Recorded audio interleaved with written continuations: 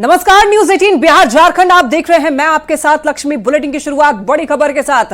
रांची से बड़ी खबर, धीरज साहू से ईडी की पूछताछ होनी है आज।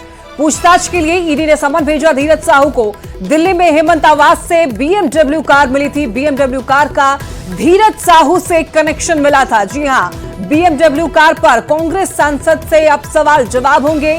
बीएमडब्ल्यू कार का कनेक्शन कांग्रेस के सांसद धीरज साहू से जुड़ा हुआ पाया गया है और इसका कनेक्शन हेमंत सोरेन से भी जुड़ा है। तो आपको बता दें कि धीरज साहू से आज पूछताछ होनी है।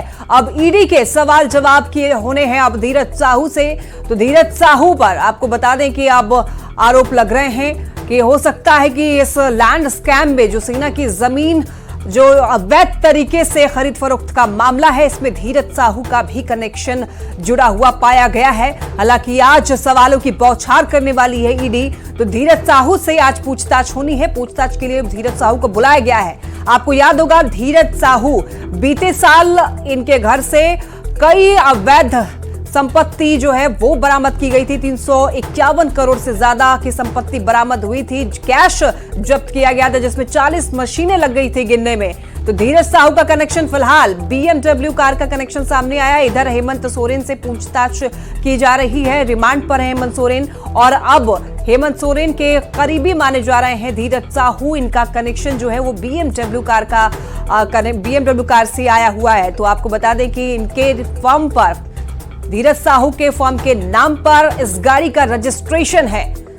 तो रांची से बड़ी खबर, ईडी ने विनोद सिंह से पूछताछ की। बड़ी जानकारी अब तक पहुंचा रहे हैं। बड़ी खबर है, व्हाट्सएप चैट पर सवाल किए गए विनोद सिंह से। जी हां, आपको बता दें कि ट्रांसफर पोस्टिंग का चैट में जिक्र है और विनोद के चैट से कई बातों का खुलासा हुआ था। तो 75 लाख से लेकर के 2 करोड़ का जिक्र भी किया गया है उस चैट में। और आपको बता दें कि चैट पर विनोद के हस्ताक्षर भी लिए गए हैं। तो ट्रांसफर पोस्टिंग का भी चैट में जिक्र है। विनोद के चैट से यह खुलासा हुआ है। विनोद सिंह काफी ज्यादा करीबी माने जाते हैं हेमंत सोरेन के। ईडी ने विनोद सिंह से पूछताछ की है। व्हाट्सएप चैट पर सवाल किए गए हैं। विनोद के चैट से खुलासा हुआ था। ट्रांसफर पोस्टिंग का चैट में जिक्र है। ट्रांसफर पोस्टिंग से जुड़ा उसमें बात जो है वो की गई है चैट में। 75 लाख से लेकर के 2 करोड़ का जिक्र भी है। तो चैट पर विनोद के लिए हस्ताक्षर लिए गए हैं। और ज्यादा जानकारी देने के लिए संवाददाता ओम प्रकाश हमारे साथ जुड़ रहे हैं रांची से। ओम प्रकाश, क्या कुछ अपडेट है इस मामले में? विनोद सिंह से पूछताछ की गई है ईडी की तरफ से, पूरी जानकारी दीजिए। जी, बता दें कि विनोद सिंह का नाम जो है वो हेमंत सोरेन के साथ कई लंबे अरसे से जुड़ा हुआ है। विनोद सिंह जो हेमंत सोरेन के दोस्त बताए जाते हैं, उनके साथ वो पढ़ाई भी कर चुके हैं। तो ऐसे में उनसे भी पूछताछ जो है वो ईडी के द्वारा की गई है। साफ तौर से अगर बात की जाए तो जाहिर तौर पर जो पूछताछ में कई अहम जानकारियां जो हैं वो सामने आई थी। इस वक्त भी बता दें कि उनसे जो पूछताछ हुई है शुक्रवार को, उसमें उनके जो व्हाट्सएप चैट हैं उसको ईडी के समक्ष लाया गया था। और वो पहले अगर बात की जाए तो पहले वो व्हाट्सएप चैट पर साइन नहीं कर रहे थे, हस्ताक्षर नहीं कर रहे थे, लेकिन कल उनके द्वारा इस पर हस्ताक्षर किए गए हैं, जो जानकारी ईडी सोर्सेज के हवाले से सामने आई है। साफ तौर से अगर बात करें तो विनोद सिंह के पास कई अहम जानकारियां जो हैं वो व्हाट्सएप चैट के माध्यम से मिली थी ईडी को, जिसमें कि अधिकारियों के ट्रांसफ़र पोस्टिंग के साथ साथ अगर कहा जाए तो पूरी तरह से इसमें कई सरकारी दस्तावेजों का हस्तांतरण भी किया गया था। तो ऐसे में कहा जा सकता है विनोद सिंह से हुई पूछताछ के बाद जो है हेमंत सोरेन की भी मुश्किलें जो हैं वो ज़्यादा बढ़ती हुई नज़र आ रही है। यानी कि ओम प्रकाश, जो चैट है उसको सबूत के तौर पर रखा जा रहा है। तो आप दर्शकों को एक बार बताइए कि उन चैट में किन किन मुद्दों को लेकर के बातचीत की गई है, यानी कि ऐसे कौन कौन सी बातों का जिक्र है उस चैट में? जी बिल्कुल, इस चैट में अगर बात की जाए तो अधिकारियों के ट्रांसफ़र पोस्टिंग के संबंधित जो जानकारियां हैं वो दी गई हैं। किसी अधिकारी का ट्रांसफ़र पोस्टिंग कराया जाए, इसको लेकर उसमें जानकारी दी गई है। तो साथ ही जो जेल सुपरिटेंडेंट हैं उनके भी ट्रांसफ़र पोस्टिंग को लेकर इस व्हाट्सएप चैट में जो जिक्र किया गया है। तो इसके साथ ही एक बड़े कारोबारी लाला करके जो व्हाट्सएप चैट में उनको संबोधित किया गया है, उनके साथ भी मीटिंग की बात जो है है वो कही गई है, और साथ में ये भी एक चैट में 2 करोड़ का भी जिक्र जो है वो किया गया है कि प्रति माह 2 करोड़ रुपए आएंगे। तो देखना होगा कि इस पूरे चैट में विनोद सिंह की तरफ से जो जानकारियां दी गई हैं, और ओम प्रकाश देखिए धीरज साहू से भी पूछताछ हो रही है ईडी की, उनकी भी संलिप्तता पाई गई है और बीएमडब्ल्यू कार से कनेक्शन है, पूरी जानकारी दीजिए। जी बिल्कुल, अगर बात की जाए तो धीरज साहू के रजिस्ट्रेशन पर जो मानसरोवर स्थित जो दिल्ली में जो मकान है उसी पर रजिस्ट्रेशन है बीएमडब्ल्यू कार का, जिस वजह से धीरज साहू को ईडी ने समन कर बुलाया है। बता दें कि ये जो कार है वो दिल्ली में 29 तारीख को छापेमारी ईडी के द्वारा की गई थी। उस छापेमारी में ये कार जो है वो हेमंत सोरेन के आवास से बरामद हुई थी, और इसमें जो बीएमडब्ल्यू कार थी वो जो उसका रजिस्ट्रेशन था वो धीरज साहू के आवास के पते पर है। तो ऐसे में इस पूरे मामले में कहीं ना कहीं धीरज साहू का जो लिंक है वो जुड़ता हुआ नजर आ रहा है। अब देखना होगा कि इस पूरे मामले में धीरज साहू की क्या संलिप्तता है, क्या उन्होंने बीएमडब्ल्यू कार हेमंत सोरेन को गिफ्ट की थी या फिर इसके पीछे और कोई रीज़न है। कहीं इस बीएमडब्ल्यू के साथ अगर कहा जाए तो कुछ और नेक्सस तो काम नहीं कर रहा। देखिए ओम प्रकाश, देखिए कैश कांड का मामला धीरज साहू के नाम पर पहले भी है, बीते साल भी अगर देखें तो कई लगभग करोड़ों में कैश बरामद हुआ था उनके घर से, लेकिन अगर यहां पर बात की जाए तो इसी कार से कैश बरामद हुआ था कई। तो ऐसे में क्या ये कहा जाए कि जो ओनर है वो धीरज साहू है इस कार की? जी बिल्कुल, धीरज साहू के जो ठिकानों पर पिछले वर्ष दिसंबर में जो छापेमारी हुई थी उसमें करोड़ों, मतलब कहा जाए तो 350 करोड़ से ज़्यादा की रकम जो है वो बरामद हुई थी। और इस पूरे कांड में अगर धीरज साहू की तरफ से भले ये कहा गया हो कि ये उनके कारोबार के, उनके परिवार के पैसे हों, लेकिन अभी तक वो उस मामले में आईटी की जो जांच है वो जारी है। और जिस तरह से पैसों का, एक तरह से इतने पैसों को रखने की बात सामने आई थी वो अपने आप में एक बड़ी वजह है कि कुछ ना कुछ उसमें जो मामले हैं वो ईडी के जांच के दायरे में भी आ सकते हैं। अब पूरे मामले में ईडी जांच कर रही है, तो देखना होगा बीएमडब्ल्यू के जरिए जो लैंड स्कैम हो या फिर तमाम जो चीज़ें हैं कहीं उसमें धीरज साहू का इन्वॉल्वमेंट तो नहीं है। इसे भी जो तफ्तीश है इस पूछताछ में वो सामने लाने की कोशिश जो है वो ईडी के द्वारा की जाएगी। हालांकि अभी तक जो धीरज साहू है वो ईडी दफ्तर नहीं पहुंचे हैं। 11 बजे तक का वक्त जो है वो मुकर्रर किया गया था समन के माध्यम से। तो देखना होगा कि धीरज साहू आ पाते हैं या फिर नहीं, या फिर उनकी तरफ से कोई जवाब आता है। थोड़ा इंतजार करना होगा, तमाम चीजें जो हैं वो पूरी तरह से उसके बाद। ठीक है, आप नजर बनाए रखिए ओम प्रकाश। फिलहाल आपका बहुत शुक्रिया तमाम जानकारियों के लिए। तो लैंड स्कैम के साथ साथ नियुक्ति घोटाले से लेकर अलग अलग मामलों को लेकर ईडी की जांच बढ़ती हुई नजर आ रही है। ईडी की टीम अलग अलग कड़ियों को जोड़ने की कोशिश में जुटी हुई है। जांच के दौरान जो भी चीजें सामने आ रही है वैसे तमाम लोगों को पूछताछ के लिए ईडी कार्यालय बुलाया जा रहा है। पूरे मामले पर रांची से ज्यादा जानकारी दे रहे हैं संवाददाता संजय कुमार सिन्हा।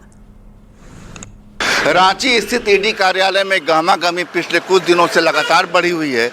पूर्व सीएम हेमंत सोरेन चूंकि इस समय ईडी के रिमांड पर चल रहे हैं, लिहाजा उनसे जुड़े जितने भी मामले हैं, जितनी भी कड़ियां हैं, उन्हें जोड़ने की कोशिश में ईडी की टीम लगातार जुड़ी हुई है। और उसी कड़ी में आज शनिवार को कांग्रेस सांसद धीरज साहू को पूछताछ के लिए ईडी कार्यालय बुलाया गया है। आपको बता दें कि पूर्व सीएम के दिल्ली स्थित आवास पर बीएमडब्ल्यू कार जब्त हुई थी और उस कार का कनेक्शन धीरज साहू से जोड़कर बताया जा रहा है। उसके पीछे धीरज साहू का कनेक्शन बताया जा रहा है और इसीलिए ईडी की ओर से धीरज साहू को समन भेजकर आज पूछताछ के लिए ईडी स्थित जो यहाँ कार्यालय है रांची में वहाँ बुलाया गया है। इससे पहले विनोद सिंह जो कि आर्किटेक्ट हैं और हेमंत सोरेन के करीबी बताए जाते हैं, उनसे भी कल शुक्रवार को ईडी के अधिकारियों ने पूछताछ की। इसके अलावा पूर्व सीएम को जो सलाहकार रहे हैं अभिषेक प्रसाद पिंटू, उन्हें भी ईडी कार्यालय बुलाया गया था, उनसे भी पूछताछ की गई। साथ ही उनके मोबाइल डाटा को भी ईडी के अधिकारियों ने निकाला है और साथ ही उस पर अभिषेक प्रसाद पिंटू के हस्ताक्षर भी लिए गए हैं। कुल मिलाकर जो जानकारी मिल रही है उससे यह है कि जो आपको व्हाट्सएप चैट है उसमें ट्रांसफ़र पोस्टिंग के अलावा जेपीएससी और जेएसएससी से जो नियुक्तियां हैं उनका भी कनेक्शन बताया जा रहा है। कुल मिलाकर जैसे जैसे पूछताछ आगे बढ़ेगी, कड़ियों को जोड़ा जाएगा, कई नई चीज़ सामने आएंगे। संजय कुमार सिन्हा, न्यूज़ 18 रांची। तो अफसरों की ट्रांसफर पोस्टिंग में घूसखोरी का आरोप लगा है ईडी ने कोर्ट में व्हाट्सएप चैट के कुछ हिस्से पेश किए हैं। व्हाट्सएप चैट में अफसरों के ट्रांसफर पर भी चर्चा की गई है। हेमंत और उनके करीबी विनोद सिंह के बीच चर्चा हुई है। आपको बता दें कि हेमंत सोरेन पर घूसखोरी के आरोप लग रहे हैं। चैट के जरिए ये बातें सामने आ रही हैं। अफसरों के ट्रांसफर पोस्टिंग में घूसखोरी का आरोप लगा है। तो वहीं आपको बता दें कि ईडी ने कोर्ट में व्हाट्सएप चैट के कुछ हिस्से पेश किए हैं। विनोद सिंह से हस्ताक्षर भी ले लिए गए हैं। व्हाट्सएप चैट में अफसरों के ट्रांसफर पर चर्चा की गई है और इस तरीके से बुरे घिरते हुए हेमंत सोरेन दिख रहे हैं। ईडी की बढ़ती हुई जांच और कांग्रेस सांसद धीरज साहू को पूछताछ के लिए बुलाए जाने पर जेएमएम ने कड़ी प्रतिक्रिया दी है। जेएमएम प्रवक्ता ने आरोप लगाया है कि बेबुनियाद आरोप पर हेमंत सोरेन को परेशान करने की कोशिश की जा रही है। उन्होंने व्हाट्सएप चैट और धीरज साहू कनेक्शन जबरन जोड़ने का आरोप लगाया। साथ ही दावा किया कि कोर्ट से इंसाफ मिलेगा और सत्य की जीत होगी। सोचिए, मैंने किसी को अगर मैसेज किया है, व्हाट्सएप किया है, जिसको मैंने व्हाट्सएप किया वो दोषी कैसे हो जाएगा? ये बिल्कुल अटपटा सा लगता है। लेकिन इनके पास कोई दूसरा मुद्दा है नहीं, कहीं कुछ मिल नहीं रहा है, तो कैसे एक लिंक करें, कैसे कनेक्ट करें एक दूसरे को, और फिर एक गलत परसेप्शन बनाने का प्रयास है। हेमंत सोरेन जी का धीरज साहू से क्या कनेक्शन हो सकता है? कहीं कोई सूत्र, कहीं कोई कनेक्शन नहीं है। जबरदस्ती का, बस सिर्फ प्रताड़ित करना है, परेशान करना है। विजय तो हम लोग होंगे, जीतेंगे, बेगुनाह साबित होंगे हमारे नेता। सत्यमेव जयते, न्यायपालिका पर हम लोगों को विश्वास है। लेकिन ये राजनीतिक विद्वेष के तहत एक लोकप्रिय मुख्यमंत्री को बदनाम करने का एक साजिश, एक गलत परसेप्शन क्रिएट करने का प्रयास, और कुछ नहीं। ईडी की जांच में आ रही तेजी और जेएमएम के सवालों पर बीजेपी ने पलटवार किया है। बीजेपी विधायक सीपी सिंह ने कहा है कि ईडी किसी जांच में भी तभी आगे बढ़ती है जब उसके हाथ में कोई सबूत होता है। उन्होंने कहा है कि जांच करना ईडी का काम है और अब ये कांग्रेस सांसद को बताना होगा कि अगर बीएमडब्ल्यू कार उनकी थी तो वो हेमंत सोरेन के आवास पर क्या कर रही थी। झारखंड में सत्ताधारी दल हैं, ये तरह तरह के आरोप लगाएंगे, तो भाई गुनाह करेंगे, ये घोटाला करेंगे, ये तो उसका खामियाजा कौन भुगतेगा? तो ये तो घोटालों की सरकार रही है, 4 साल तो सिर्फ घोटाला करती रही। आज उसी का नतीजा है कि ईडी कार्रवाई कर रही है। झारखंड के राज्यपाल पर लगाए गए जेएमएम के आरोप पर बीजेपी ने पलटवार किया है। बीजेपी प्रवक्ता प्रतुल शाहदेव ने कहा है कि चंपाई सोरेन के दावे के बाद राज्यपाल ने संविधान विशेषज्ञों से विचार विमर्श किया, इसलिए न्योता देने में समय लगा। पर जब मुख्यमंत्री रहते हेमंत सोरेन 40 घंटे तक गायब रहे थे, क्या जेएमएम के पास इसका कोई जवाब है? शादी की 18वीं सालगिरह है। राजभवन ने विशेषज्ञों से विचार विमर्श किया, उसके बाद उचित निर्णय लेकर इनको सरकार बनाने का मौका दिया। लेकिन झारखंड मुक्ति मोर्चा अभी भी इस मुद्दे पर खामोश है कि उस समय राज्य का मालिक कौन था, 3.5 करोड़ जनता किसके भरोसे थी जब तत्कालीन मुख्यमंत्री हेमंत सोरेन 40 घंटे तक फरार थे, राज्य के किसी अधिकारी से उनका संपर्क नहीं था। तो उस समय के 40 घंटे के बारे में ये चुप्पी क्यों? और इनकी चुप्पी इस मुद्दे पर हमेशा रहती है कि जो छात्रों पर लाठीचार्ज हुआ था प्रश्न पत्र लीक होने के मामले में, उस पर इन्होंने अभी तक एफआईआर क्यों नहीं किया है। पलामू में मुख्यमंत्री चंपाई सोरेन पलामू पाइपलाइन सिंचाई योजना की आधारशिला रखेंगे। मेदिनीनगर के शिवाजी मैदान में कार्यक्रम स्थल पर तैयारी पूरी कर ली गई है। हर साल सुखाड़ की मार झेलने वाले पलामू के लिए आज खास दिन साबित होने जा रहा है। 456 करोड़ से अधिक के पलामू पाइपलाइन सिंचाई योजना से कोयल, सोन और औरंगा नदी के पानी को अलग अलग जलाशयों में शिफ्ट करने की योजना है। ग्राउंड जीरो से अधिक जानकारी दे रहे हैं पलामू संवाददाता नीलकमल। कि शिवाजी मैदान में चंपाई सोरेन, मुख्यमंत्री चंपाई सोरेन का कार्यक्रम की तैयारी आप देख सकते हैं कि पूरी हो चुकी है और यहाँ मंच भी तैयार है। आपको बता दूं कि पलामू में पलामू पाइपलाइन सिंचाई योजना का इस कार्यक्रम स्थल से मुख्यमंत्री चंपाई सोरेन आधारशिला रखेंगे। ये पलामू के लिए आज खास दिन इसलिए है कि यह योजना जो है, चूँकि हर साल पलामू सुखाड़ का मार झेलता है, ऐसे में ये योजना जो है काफ़ी कारगर साबित होने जा रहा है। आपको बता दूं कि पलामू में अलग अलग नदियों से, खास करके सोन नदी, कोयल नदी, औरंगा नदी से जो पानी को है उसको शिफ्ट करके अलग अलग जलाशयों में शिफ्ट करना है, डंप करना है। तो इसको लेकर के ये योजना जो है काफ़ी महत्वपूर्ण है। आपको बता दूं कि जिले में 11 प्रखंड के अलग अलग जलाशयों में पानी नदी से उठाकर डंप किया जाएगा। तो ये भी एक महत्वपूर्ण योजना साबित होगा यहाँ के किसानों के लिए। आप देख सकते हैं कि पूरा जो ये कार्यक्रम स्थल है और ये मेदिनीनगर शहर का शिवाजी मैदान में ये कार्यक्रम का आयोजन किया गया है और इसी मंच से मुख्यमंत्री चंपई सोरेन इस योजना का शिलान्यास करेंगे। और ये बात है यहाँ के लोगों के लिए। अब देखने वाली बात होगी कि जब मुख्यमंत्री यहाँ पहुँचेंगे और इस कार्यक्रम की शुरुआत करेंगे, इस मंच से इस योजना की शुरुआत करेंगे, कहीं न कहीं किसानों के चेहरे पर खुशी नजर आएगी। नीलकमल, न्यूज़ 18 पलामू। मुख्यमंत्री चंपाई सोरेन एक दिवसीय दौरे पर गढ़वा पहुंच रहे हैं। लगभग 1 बजे पुलिस लाइन में बनी अस्थायी हेलीपैड पर उनका आगमन होगा, जिसके बाद उन्हें गार्ड ऑफ ऑनर भी दिया जाएगा और इसके बाद सीएम कार्यक्रम स्थल पहुंचेंगे, जहां वो पलामू, लातेहार और गढ़वा के 28,903 लोगों को अबुआ आवास योजना की पहली किस्त की राशि का ऑनलाइन वितरण करेंगे। साथ ही योजना के स्वीकृति पत्र भी देंगे। कार्यक्रम में स्थानीय विधायक और पूर्व मंत्री मिथिलेश सिंह भी मौजूद रहेंगे। अधिक जानकारी दे रहे हैं गढ़वा संवाददाता चंदन कश्यप। झारखंड के मुख्यमंत्री चंपई सोरेन एक दिवसीय दौरे पर गढ़वा आ रहे हैं।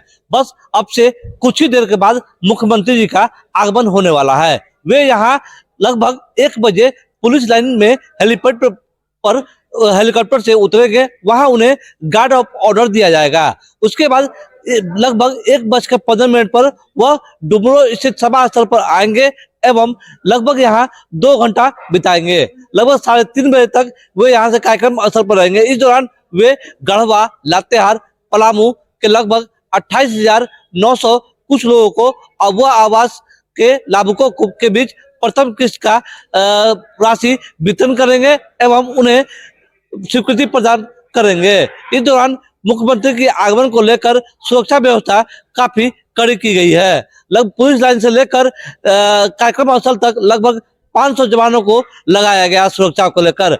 मुख्यमंत्री के आगमन की तैयारी लगभग पूरी हो चुकी है। अब अधिकारियों का भी आना शुरू हो गया है। चंदन कश्यप, न्यूज़ 18 गढ़वा। गुमला में जमीन विवाद को लेकर खूनी संघर्ष हुआ। इस दौरान 4 ग्रामीणों पर टांगी से हमला किया गया। इसमें से 3 की मौत हो गई, जबकि 1 ग्रामीण की हालत गंभीर बताई जा रही है। सिसई के पोट्रो सकरौली गांव की यह घटना है। वारदात तब हुई जब जमीन विवाद ने हिंसक रूप ले लिया और इसी बीच नागेश्वर साहू, सतेंद्र साहू और शिव साहू ने टांगी से मुन्ना साहू, नागेश्वर साहू और पवन साहू पर वार कर दिया, जिसमें तीनों की मौत हो गई, जबकि विकास साहू की हालत गंभीर है। उन्हें बेहतर इलाज के लिए गुमला से रांची के रिम्स रेफर किया गया है। साथ ही तीनों आरोपी को गिरफ्तार कर लिया गया है और टांगी भी जब्त कर ली गई है। जमीन में था एक पेड़ और पेड़ का बंटवारा के बाबत उन लोगों के बीच आपस में विवाद हो गया था, जो अपने आपस में भाई थे और उसी के वजह से आपस में एक दूसरे को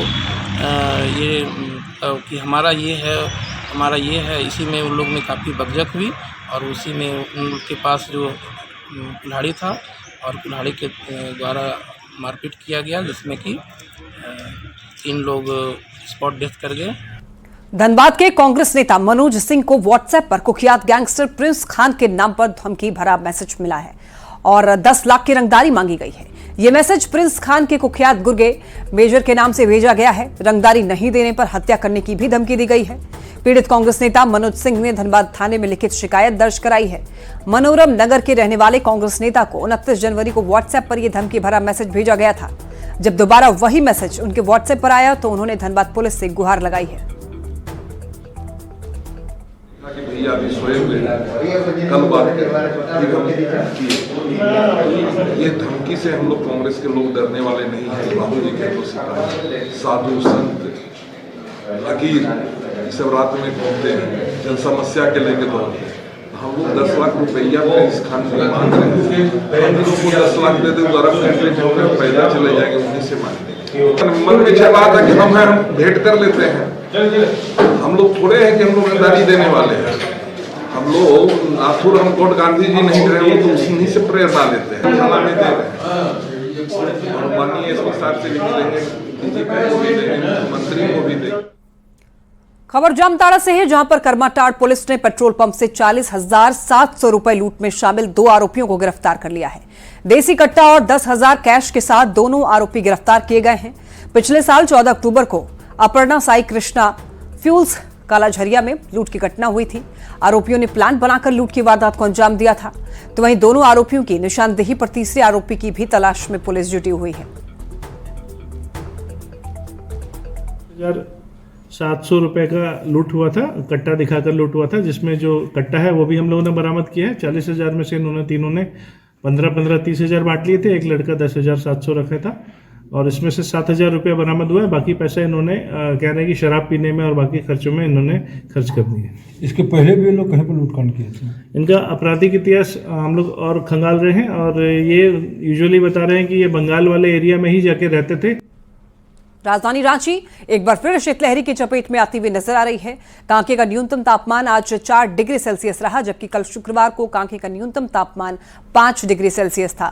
और ऐसे में अचानक फिर सर्दी के बढ़ने और ठंडी हवाओं के चलने से लोगों की परेशानी बढ़ी है। रांची से ज्यादा जानकारी दे रहे हैं संवाददाता संजय कुमार सिन्हा। राजधानी रांची में ठंड ने एक बार फिर लोगों को सताना शुरू कर दिया है। राजधानी रांची के कांके का न्यूनतम तापमान आज 4 डिग्री सेल्सियस है, जबकि कल शुक्रवार को यही न्यूनतम तापमान कांके का 5 डिग्री सेल्सियस था। धूप खिली हुई है, शीतलहरी चल रही है। ऐसे में जो लोग भी सड़कों पर निकल रहे हैं पूरी तैयारी से गर्म कपड़ों के साथ निकल रहे हैं। बोले कि आप लोग सुबह इस समय धूप खिली है, टोपी लगाए हुए हैं? ठंड है इसलिए लगाए हुए हैं। हमको तो लगा था कि ठंड कम हो जाएगा, और अभी ठंड देख रहे वैसे ही बढ़ रहा है। अब पूरा प्रिकॉशन के साथ निकलना पड़ता है घर से, नहीं तो फिर हॉस्पिटल का चक्कर काटते हैं। हॉस्पिटल का चक्कर काटना पड़ सकता है अगर तैयारी से नहीं निकले तो। हाँ, और सुबह तो लगता है कि अंधेरा ही है, मतलब जब तक धूप नहीं निकलता जब तक लगता है नहीं कि सुबह हुआ है। बोले कि आप भी पूरी तैयारी से ठंड को एंजॉय कर रहे हैं? हाँ, ठंड को तो एंजॉय कर ही रहे हैं। बनारस से आए तो हम सोचे इधर थोड़ा ठंडा कम पड़ेगा, लेकिन देख रहे हैं इधर भी ठंडा उतना ही पड़ रहा है। तो ठीक है, लेकिन रजाई से निकलने का मन ही नहीं करता है। बोले कि बनारस में ठंड क्या रांची से कम पड़ती है? ज़्यादा कम है, रांची से थोड़ा कम है। इसको वैसे भी तो छोटा शिमला कहते हैं रांची को। आप भी ठंड को एंजॉय कर रहे हैं? हाँ, एंजॉय कर रहा हूँ। आज तो ठंडा बहुत ज़्यादा है कल के हिसाब से। पहले कम था लेकिन अब बढ़ गया है अचानक से, पता नहीं क्यों। देख रहे हैं कि राजधानी रांची में ठंड जिस तरीके से बढ़ी है, आम लोगों को भी गर्म कपड़े जो है पहनने को मजबूर होना पड़ रहा है। क्योंकि लोगों को लग रहा था कि ठंड में थोड़ी कमी आएगी, ठंड से निजात मिलेगी, लेकिन राजधानी रांची है जो कह रहा है ठंड रिटर्न्स। संजय कुमार सिन्हा, न्यूज़ 18 रांची। और इसी के साथ वक्त हो चला एक छोटे से ब्रेक का। खबरें लगातार जारी है, बने रहिए न्यूज़ 18 के साथ।